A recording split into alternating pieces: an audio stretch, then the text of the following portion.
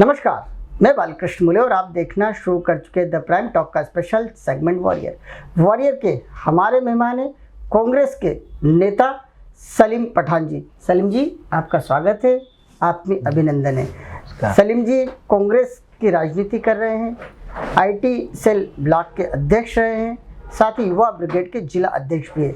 सलीम जी, पिछले 3 वर्षों से आपकी सक्रियता देखी जा रही है, खासतौर से वार्ड क्रमांक 3940 में खजराना क्षेत्र के, जो कि विधानसभा क्षेत्र क्रमांक 5 में आता है। हम राजनीतिक सफर की तो चर्चा करेंगे, लेकिन शुरुआत करेंगे आपके बचपन की। किस तरह के सीख संस्कार, आखिर आपको ऐसा क्यों लगा कि राजनीतिक क्षेत्र में जाकर ही हम जनता की सेवा कर सकते हैं, आम नागरिक के दुखों को दूर कर सकते हैं, कहीं ना कहीं उनकी मूलभूत सुविधाओं के लिए भी कुछ ना कुछ अपने ते ही सही कर सकते हैं। क्या कहना चाहेंगे पहली प्रतिक्रिया के रूप में? मेरा यही है कि समाज सेवा से बढ़ के वैसे कोई काम नहीं है। बिल्कुल सही कहा। और सभी लोगों को चाहिए कि अपने से जो नीचे लोग हैं उनकी परवाह करें जी, क्योंकि जहाँ तक मेरा अनुभव है जी कि लोगों को फ़ायदा पहुँचाते रहो, एक दिन बड़े आदमी बन जाओगे, और मैं बन चुका।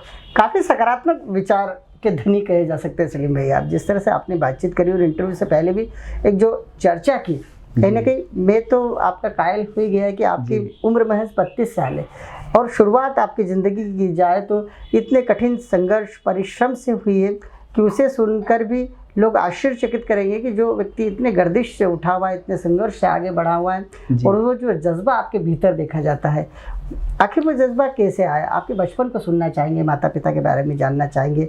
क्या आपने बहुत ज़्यादा संघर्ष देखा है, जब आप अच्छे दिन आ गए तो उसी के कारण सेवा का भाव आपके भीतर जागृत हुआ है? किस तरह का आपका बचपन रहा है?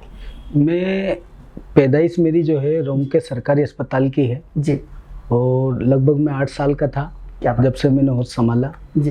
तो वहाँ पर एक धमाका साड़ी सेल हुआ करता था रूम के अंदर। घर में गुर्बत बहुत थी, बिल्कुल सही, माशरे के अंदर परेशानी थी, और सस्ते ज़माने में हमारे वालिद एक आयशा और माजदा के मालिक हुआ करते थे। तो कुछ पारिवारिक मामले थे जी, तो उसमें जो है फिर मेरे को धमाका साड़ी सेल के ऊपर लगभग 5 रुपये रोज में मैं कार्य किया करता था, और वो जितना ही पैसा मुझे मिलता था मेरी वालिदा को ले आके दिया करता था, क्योंकि घर की गुर्बत बहुत थी। बिल्कुल सही कहा। हाँ, तो वहाँ से मैंने सफ़र शुरू किया जी। फिर कुछ समय हम वहाँ रहे। वहाँ से हमारे जो है परिवार जो है, मेरा नाना काश्तकार हुआ करते थे, किसान जी, तो उन्होंने सपोर्ट किया और हम खजराने आ गए। जी, खजराने आने के बाद लगभग ये रहा कि वालिद जो है हमारे मोटर बॉडी आयशर माजदा का काम सुभाष ऑटो गैरेज भमोरी में किया करते थे। जी। फिर उन्होंने वहाँ पर काम किया कि उनकी मतलब जो उस वक्त जो उन पर कर्ज हो गया था गाड़ी का, तो वो कर्ज चुकाने में वो बड़ा मामला उनका रहा। जी। तो फिर मैंने भी उनके साथ कदम बढ़कर, धमाका साड़ी सेल छूट गया हमारा, वो वहाँ से कहीं दूसरी जगह शिफ्ट हो गया, तो फिर भमोरी में मैं लोहारी काम उनके साथ जाके सीखा करता था। लगभग 3-4 साल मैंने भमोरी में लोहारी काम करा। फिर उसके बाद वक्त काम छोड़ दिया, उसमें कमाई नहीं होती थी लोहारी काम में, कोई 20-30 रुपए जो है वो दे दिया करते थे हफ्ते के, तो वो बहुत हो जाया करता। क्या बात है। तो फिर लगभग उन्होंने जो है, मैंने वहाँ से काम छोड़ा। हमारी वालिदा चमक बनाया करती थी, झालर जी, उनसे वो भी मेहनत किया करते थे अपने अपने हिसाब से, क्योंकि परिवार को गर्दिश से निकालना था। बिल्कुल सही कहा, सभी को मेहनत करना जरूरी, सबको मेहनत करना जरूरी है। तो हमारे फिर मैंने आलू बड़े भी बेचे, समोसे भी बेचे जी, और बहुत सारे काम किए। फिर अचानक जो है मैंने भंगार का ठेला लगाया जी। तो 2-3 साल मैंने लगभग ठेला लगाया कि एक दिन वालिद कहने लगे, बोले बेटा एक दुकान डाल लो भंगार की जी, स्क्रैप का काम। फिर मैंने किया, लगभग 2000 के अंदर मैंने स्क्रैप का कारोबार किया जी, और आज मुझे लगभग 20 साल हो गए हैं जी। 3 साल हो गए मुझे लगभग अभी राजनीति में आए को जी। तो मेरा क्या होता है कि जब मैं जिस वक्त से गुजरा हूँ, बिल्कुल सही कहा, उस वक्त के गर्दिश काल आपने देखा, वो आज के भी आपके दिलो दिमाग में छाया हुआ है। आपके राजनीतिक सफर को यूँ कहें कि महज 3 वर्ष हुए हैं। 3 वो कौन सा अवसर था, या फिर किस तरह का, किसी से कोई प्रभावित हुए थे, किसी बड़े राजनेता से कि नहीं राजनीति करना जरूरी है, या फिर आपके जीवन में कोई ऐसी टीस आ गई थी जिसके चलते आपने देखा कि नहीं अब यदि राजनीति करेंगे तो ही समाज का भला कर पाएंगे? वो क्या हुआ था कि राजनीति में मुझे इंटरेस्ट भी नहीं था, और मैंने कभी सोचा भी नहीं था भविष्य में कि मैं राजनीति भी आपका करूंगा। नेचर भी राजनीति का नहीं है, जिस तरह से हम बात कर रहे हैं। एक व्यापारी का काम होता है बस दिन भर अपना काम करना, अपने परिवार का ध्यान रखना। बाकी मेरा जो रहा एक दिन एक जनप्रतिनिधि ने जो है मेरा 250 रुपये का एक चालन दिया था, बस उस चालन की वजह से ही आप समझो कि मैं राजनीति में आ गया। और हमारे जो है ब्लॉक अध्यक्ष हाजी अंसार पटेल साहब, उनका बड़ा योगदान रहा मुझे यहाँ जिस उसमें आप मुझे देख रहे हैं वो उन्हीं की रोल रहा। और उनका बड़ा योगदान ये भी रहा कि उन्होंने बहुत सपोर्ट किया मेरे को। कांग्रेस में सभी नेताओं के पास वो मुझे ले जाते थे और कंधे से कंधा मिला के हाजी अंसार पटेल साहब मेरे साथ रहे। फिर उनके बाद बंटी कुमावत से कहकर उन्होंने मुझे IT सेल ब्लॉक अध्यक्ष बनवाया। क्या बात। फिर आज मैं इंदौर जिला कांग्रेस का जो हूँ, युवा ब्रिगेड कांग्रेस में जिला अध्यक्ष हूँ। तो सफ़र में यही रहा कि जब भी मैं लोगों को गर्दिश या परेशानी में देखता हूँ तो उनके लिए कुछ ना कुछ करो मरो की नीति से खड़ा हो जाता। सही बात है, आपके भीतर एक जज्बा ऐसा है, सेवा का जज्बा, कि यदि आपके सामने कोई भी संघर्ष करता हुआ दिखाई देता तो आपको स्वयं का संघर्ष याद आ जाता है और आपको आपका जहन कहता है कि नहीं, इसकी मदद मुझे करना चाहिए। आप खजरान क्षेत्र के 2 से 3 वार्डों में लगातार सक्रिय देखे जाते हैं और वहाँ के जो मूलभूत समस्याएं उनको दूर करने का काम करते हैं। उस इलाके के अखबारों में आपके इश्तहार छपते हैं, बाकायदा आप लिखते हैं कि यदि कोई भी काम है तो मुझसे संपर्क करें, मैं जरूर आपके साथ खड़ा रहूँगा और आपकी मदद भी करूँगा। आखिर ये प्रेरणा आपको कहाँ से कैसे मिली? ये मामला ऐसा था कि अभी जैसे लॉकडाउन देखे अपन, कोविड-19 चल रहा है। बिल्कुल सही। कोविड-19 से पूरा देश परेशान है। कभी किसी ने कल्पना भी नहीं की थी कि ऐसा भी वक्त आएगा देश के ऊपर। बिल्कुल, इतनी बड़ी विपदा आएगी, ऐसी वो आएगी। तो मेरे 2 भाई है जिनका मैं नाम लेना चाहूँगा। भाई हमारे इकबाल हुसैन अब्बासी साहब जो एक पत्रकार है पेशे से, और हमारे बिट्टू सैयद जुल्फकार साहब जिन्होंने कोरोना के अंदर गंवार पाटे का हमने जुगाड़ किया और लगभग 500-700 सीसी के लगभग हमने सैनिटाइज तैयार कराया और वो भी लोगों में तकसीम किया। और फिर उन्हीं की बिट्टू सैयद साहब और उनके हमारे 4-5 भाई है, अशफाक भाई है, रमजू भाई है और यूसुफ पठान है। इन्होंने मिलकर हमने एक लोडिंग रिक्शा तैयार की और पूरे खजराना की गली गली में जाकर सैनिटाइज किया। अच्छा। और क्योंकि उस वक्त ये था कि सबसे पहला कोरोना के जो मरीज मिल रहे थे वो हमारे क्षेत्र खजराना से मिल रहे थे। बिल्कुल हाई अलर्ट वाला एरिया कहलाता था, रेड जोन भी कहलाता था और काफ़ी विपरीत परिस्थिति की थी। खजराना के आसपास से गुजरने में भी लोग खूब ज़्यादा हुआ जाया करते थे। ऐसी कंडीशन में किस तरह के और कार्य किए गए कोविड-19 के काल में? फिर हमने गली गली जाकर सैनिटाइज किया और भाई ने सबने हमारे कंधे से कंधा मिलाया। प्रशासन का भी हमने भर रूप से साथ दिया, उन्होंने भी हमारा सपोर्ट किया प्रशासन ने। और प्रशासन के बिना ये काम, सही बात है, अधूरा रह जाता है या फिर पूरा नहीं कर पाते। बिल्कुल सही कहा। प्रशासन ने भी साथ दिया हमारा। और उस वक्त ये आलम था कि राशन तलक के लोगों के यहाँ परेशानी। बिल्कुल सही कहा आपने, बहुत परेशान थे। कई लोग हमारे साथ जुड़े भी उस वक्त, बेचारों ने, जिन्होंने सब ने साथ दिया भरपूर तरीके से, मन धन तन से लोगों ने सपोर्ट किया। और मेरा जहाँ तक कहना है, जितना राशन का वितरण खजराना में हुआ है वो कहीं भी नहीं हुआ पूरे इंदौर शहर में। पूरे इंदौर ये राशन का वितरण इंदौर नगर निगम की तरफ से किया गया? नगर निगम की तरफ से भी हुआ था। जो महीन आइडिया जी है उनके भी कुछ लोग बांट रहे थे, विधायक जी के।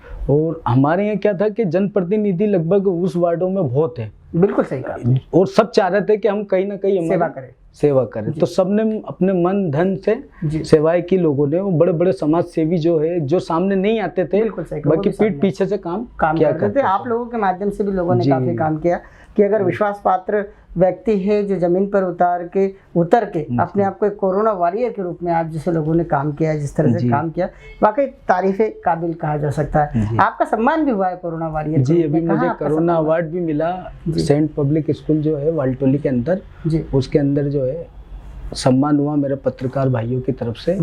और बहुत सारी संस्थाओं द्वारा मेरे को सम्मान किया गया।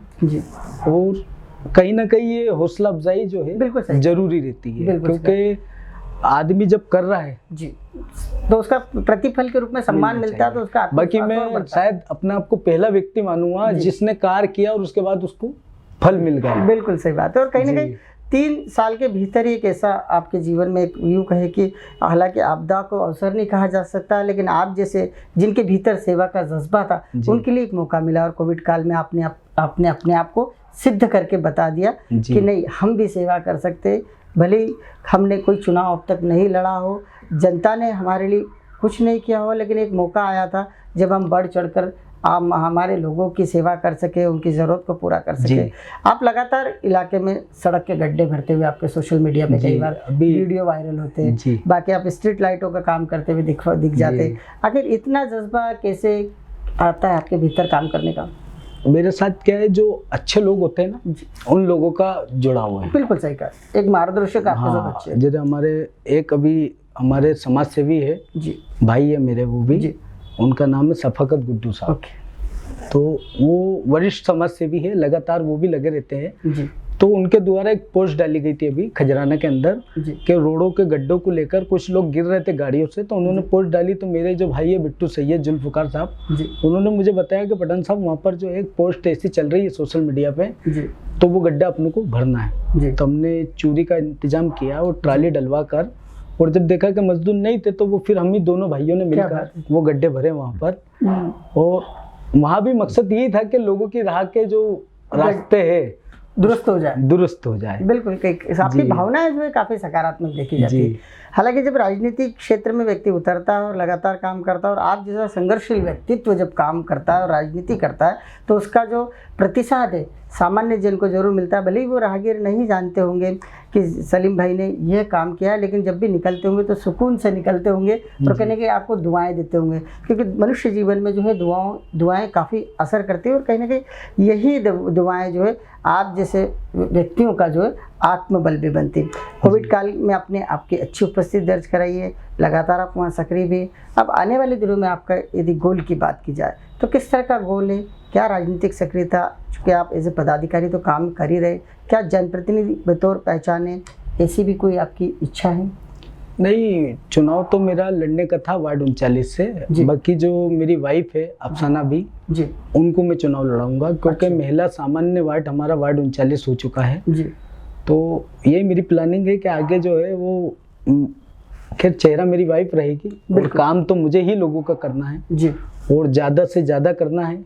चाहे मैं पार्षद बनूं या ना बनूं, काम तो मेरा हमेशा जारी रहेगा, वो चाहे किसी भी रूप में रहे। बिल्कुल, ये तो जब भी भीतर से कोई आया भी हुआ भाव है। समस्या रहेगी, जी वो चाहे बिजली के बिलों को लेकर हो, जब भी लड़ाई रहेगी, जी चाहे रोडों के गड्ढों को लेकर हो, बिल्कुल सही। हमेशा ये संघर्ष में करता रहूंगा। चाहे पानी के टैंकरों को लेकर समस्या हो, वो चाहे मुझे अपने जेब से करना पड़े, बाकी ये काम मैं कभी छोड़ूंगा नहीं। बिल्कुल, आपने एक बात और बताई थी कि जिस तरह से आपने पानी के टैंकर, जो कि 800 रुपये का एक टैंकर, 700 रुपये का टैंकर आता, और एक समय ऐसा आया था जब आपने खजराना इलाकों को पानी भी पिलाया, तो सलीम भाई पानी वाले के नाम से भी प्रचारित हो गए आप। तो ये जज्बा आपके भीतर की खुद की जेब से पैसे खर्च करना और लोगों की सेवा करना कितना सुकून देता है, कितना अच्छा लगता है, और ये प्रेरणा आपको कहाँ से मिली थी? ये क्या होता है कि जब वार्ड 39 में कुछ लोग, मैं नेतागिरी में नया नया आया था जी, तो कुछ लोग मेरे पास ऐसे आते थे, भाई कि वो पानी की समस्या है और देखो पानी नहीं आ रहा है और बड़ी समस्या है। मेरा जहाँ तक सोचना था कि बड़े बड़े घाट चढ़ के नर्मदा लाइन इंदौर पहुंच गई। बिल्कुल, बेरू घाट ले लो, आप बड़े बड़े घाट चढ़ गए। बाकी वार्ड 39 के ऐसे कौन से घाट है शायद वो नहीं चढ़ पाई। कुछ मोहल्लों में अभी तक पानी नहीं जा रहा है, कीचड़ की समस्या, रोड नहीं बन पाए, तो बड़ी समस्या हमारे वार्ड में रही है। और उस टाइम ये था कि पानी की जो समस्या थी उसको लेकर लोग मेरे पास आते थे। जब मैं एक दिन पानी मस्जिद के अंदर खत्म हो गया था, तो मैं मस्जिद में, मेरे पास एक का फोन आया, बोले भाई वजू तलक का पानी मस्जिद में नहीं है। क्या?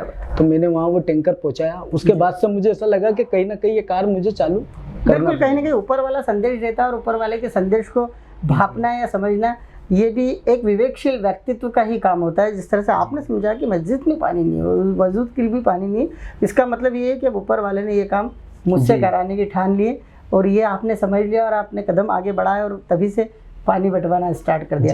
देखा जाता है आप जैसे लोग जो है काफ़ी अच्छा काम कर रहे हैं, ज़मीनी स्तर पे उतर के काम कर रहे हैं, आसानी से लोगों से मिल भी लेते हैं, आसानी से लोग आप तक आ भी जाते हैं, और आप जैसे जो बिरले शख्सियत कहलाएंगे जो कि ऐड देते हैं क्षेत्रीय अखबारों में कि नहीं कोई काम हो तो मुझ तक आ, ये मेरा मोबाइल नंबर है, काफ़ी अलग से देखा जा सकता है। क्योंकि आप लोग जैसे लोगों से जब हम जैसे लोग बात करते हैं तो कई बार ये होता है कि राजनीतिक क्षेत्र के काम करने वाले लोगों को कोसने में आता है कि सुनते नहीं, और जब वहीं आप जैसे शख्सियत, आप जैसे सलीम भाई सामने आते हैं कि नहीं इस तरह से भी काम हो सकता है, तो आप एक आइडियल व्यक्तित्व कहलाते हैं, एक आदर्श कहलाते हैं। आप जनप्रतिनिधि बनेंगे जी, आप अपने आप को चाहते हैं कि एक जनप्रतिनिधि बतौर पहचान मिले, जिससे आपके काम को और बढ़ावा जो काम मैं कर रहा हूँ इससे और उसके लिए आप किस तरह के अभी प्रयास कर रहे हैं? इलाके में देखा जाए तो कितने लोगों से मिलते हैं, कितने लोगों का समर्थन आपको मिलता है, किस तरह के लोग आपके लिए फीडबैक देते हैं कि नहीं सलीम भाई आप लगे रहो, हम आपके साथ हैं और कंधे से कंधा मिलकर हम आगे बढ़ते रहेंगे? जी, काफ़ी लोग जो है मेरे सपोर्ट में हैं और जब भी मोहल्ले में कोई अच्छा कार्यक्रम भी होता है या बुरा कोई कार्यक्रम भी होता है जी, तो मुझे लगातार फ़ोन आते हैं और मैं सब में शामिल भी होता हूँ। और मेरा हमेशा लक्ष्य रहेगा कि हर दुख में इंसान के साथ खड़ा रहूं, हर सुख में खड़ा रहूं, चाहे कैसी भी महामारी हो जी, कभी पीछे नहीं हटूं और हमेशा लोगों को फ़ायदा पहुंचाता रहूं जी। बस इतनी नीति पे मुझे काम करना है जी। और तमाम लोगों से गुजारिश भी है मेरी कि आप अगर मन धन तन से मजबूत है तो आप भी सेवाएं करें। बिल्कुल सही कहा, क्योंकि इसी में सबकी भलाई है। और कहा शास्त्रों में भी यही जाता है कि ग्रंथों में, पुराणों में, बाइबल में, कुरान में, सब में ये कहा जाता है कि नर सेवा ही नारायण की सेवा होती है, ऊपर वाले की सेवा होती है। सलीम भाई उसी काम को कर रहे हैं एक वॉरियर के रूप में कि कोविड काल आया, कहीं ना कहीं इस मौके को इन्होंने अवसर बनाया और लोगों की सेवा की और आज कहीं ना कहीं हर जहन में सलीम भाई का नाम है। सलीम भाई आप इसी तरह आगे बढ़ते रहे, कार्य करते रहे, ऊपर वाला आपकी हर मनोकामना पूर्ण करेगा। जिस तरह से आप काम करें, एक साइलेंट वॉरियर की तरह काम कर रहे हैं। बहुत सारे लोग होते ही करते कम है, बोलते ज़्यादा है, लेकिन आप जैसी शख्सियतें होती हैं जो कि खुद की ब्रांडिंग में कम विश्वास रखती है, कम बोलती है, लेकिन उनका काम, उनका कृतित्व इलाके के लोग बोलते हैं। हमसे भी जिसने भी संपर्क किया था उस व्यक्ति का भी यही कहना था कि नहीं सलीम भाई खूब काम कर रहे हैं और लगातार काम कर रहे हैं और आपसे बातचीत करिए तो आपको भी अच्छा लगेगा। वाकई हम आपसे बातचीत करने के बाद हमें भी ऐसा लग रहा है कि एक सकारात्मक सोच के धनी व्यक्तित्व से हम बातचीत कर रहे हैं। आपने द प्राइम टॉक के स्पेशल सेगमेंट वॉरियर में आप हिस्सा बने, इसके लिए आपका बहुत बहुत धन्यवाद। आप इसी तरह आगे बढ़ते रहिए। नमस्कार।